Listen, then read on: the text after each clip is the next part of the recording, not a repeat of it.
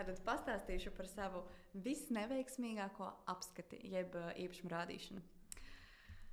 Tas bija drausmīgi. Sākās viss ar to, ka man bija ļoti skaista privātmāja uz pārdošanu. Un tajā privātmājā dzīvoja 2 lieli suņi.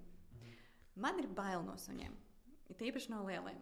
Es esmu vairāk kaķu cilvēks vai mazo suņu cilvēks. Man mājās ir 2 šitādi te sunīši.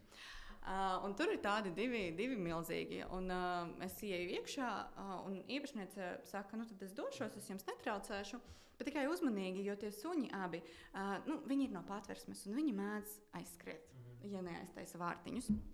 Es teicu, nu labi, tad es visiem potenciālajiem pircējiem arī piekodināšu, lai tie vārtiņi paliek slēgti. Un piebrauc pie manis pirmie 2 skatītāji, tātad dāma un viņas kungs, vīrs ar sievu, un es skatos uz dāmu, un viņa ir stāvoklī. Apskatam māju, un viņa dodas ārā. Viņa atver vārtiņus, un viens suns aizskrien uz vienu pusi, un otrs suns aizskrien uz otru pusi. Un es viņus biju brīdinājis, lūdzu, nevariet vārtiņus vaļā, jo suņi mēdz aizskriet. Viņa aizmirsa. Vīrietis skrien uz vienu pusi, un sieviete stāvoklī uz otru pusi pēc suņiem, kas aizskrēja katrs uz savu pusi.